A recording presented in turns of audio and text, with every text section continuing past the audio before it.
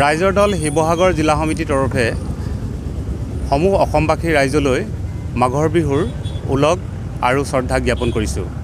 আজি আমি শিৱসাগৰ জিলা সমিতিৰ তৰফে ঐতিহাসিক ৰংঘৰ প্ৰাংগণত শিৱসাগৰ জিলা সমিতিয়ে আমাৰ ৰাইজৰ দলৰ মাননীয় সভাপতি কাৰাৰুদ্ধ অখিল গগৈ ডাঙৰীয়াৰ মুক্তিৰ দাবীত আৰু কা আইন বাতিলৰ দাবীত ঐক্যবদ্ধভাৱে ৮ ঘণ্টীয়া অনশন কাৰ্যসূচী হাতত লৈ আমি ইয়াত অৱস্থান কৰিছোঁহি।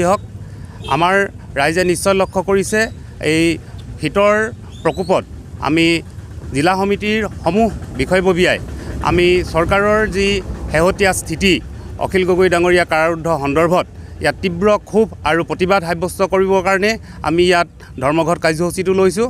ৰাইজে নিশ্চয় লক্ষ্য কৰিছে যোৱা ভালেমান দিন ধৰি এবছৰতকৈ অধিক কাল অখিল গগৈ ডাঙৰীয়াক ভুৱা গোচৰত জাপি দি অৱৰুদ্ধ কৰি ৰাখিছে কাৰাগাৰত।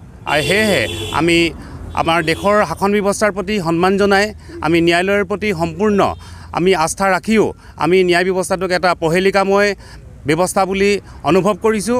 যিহেতু তেখেতক এটা ভিত্তিহীন গোচৰৰ কাৰণে গত 10-15 বছৰৰ আগৰ এটা গোচৰৰ কাৰণে তেখেতক অৱৰুদ্ধ কৰি ৰাখিছে বুলি দায়িত্বশীল মন্ত্ৰীয়ে যি বক্তব্য আগবঢ়াইছে তাৰ কাৰণে আমি অতি তীব্ৰ ক্ষোভ প্ৰকাশ কৰিছোঁ। আৰু অনতিবিলম্বে এই অত্যাচাৰ, এই অনাচাৰ, এই ভ্ৰষ্টাচাৰৰ শাসন ব্যৱস্থাটো উফৰাই পেলাবৰ কাৰণে আমি 21ৰ যি বিধানসভা নিৰ্বাচন আহি আছে, ৰাইজৰ দলে অখিল গগৈ ডাঙৰীয়াৰ নেতৃত্বত আমি চৰকাৰ গঠন কৰি আমি এই ভ্ৰষ্টাচাৰী শাসন ব্যৱস্থা উফৰাই পেলাম বুলি প্ৰতিশ্ৰুতিবদ্ধ হৈছোঁ আৰু অংগীকাৰবদ্ধ হৈছোঁ।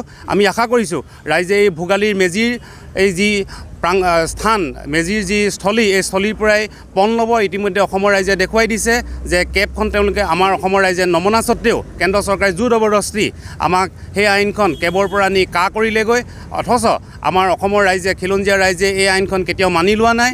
আমি আশা কৰোঁ অখিল গগৈ ডাঙৰীয়াৰ যি নেতৃত্ব, এই নেতৃত্বত ৰাইজৰ দলে আপোচবিহীনভাৱে আঞ্চলিকতাবাদী যি ধ্বজাখন সম্পূৰ্ণ আমাৰ অক্ষুণ্ণ ৰাখিবলৈ, উৰুৱাই ৰাখিবলৈ সক্ষম হ'ব। ইতিমধ্যে আঞ্চলিক দলবোৰ আমাৰ মৰাণ অধিৱেশনতে ৰাইজে প্ৰত্যক্ষ কৰিছে যে ঐক্যবদ্ধভাৱে এখন মঞ্চৰ নেতৃত্বত আমাৰ ইতিমধ্যে ৰাইজ সংঘবদ্ধ হৈছে। আৰু 21ত আমি লক্ষ্য কৰিছোঁ, আমি প্ৰতিশ্ৰুতিবদ্ধ হৈছোঁ যাতে আমি বিধানসভালৈ আমাৰ যোগ্য প্ৰতিনিধিসকলক ৰাইজৰ দলৰ তৰফে আমি যোগ্যতাৰে আমি প্ৰতিদ্বন্দ্বিতা কৰাই, জয়যুক্ত কৰাই লৈ আমি এখন নিৰংকুশ সংখ্যাগৰিষ্ঠ চৰকাৰ, ৰাইজৰ দলৰ চৰকাৰ গঠন কৰাৰ লগে লগে আমি অখিল গগৈ ডাঙৰীয়াৰ নেতৃত্বত আমি কা আইনখন বাতিল কৰিবৰ কাৰণে অসমবাসী সৰ্বাত্মকভাৱে সাজু হৈ উঠিব আৰু এখন কল্যাণকামী, সকলোৰে উন্নতিৰ কাৰণে আমাৰ উন্নয়নমুখী এখন অসমৰ সমাজ ব্যৱস্থা গঢ় লৈ উঠিব বুলি, নতুন এখন অসম গঢ়ি লৈ উঠিব বুলি আমি আশা কৰিছোঁ।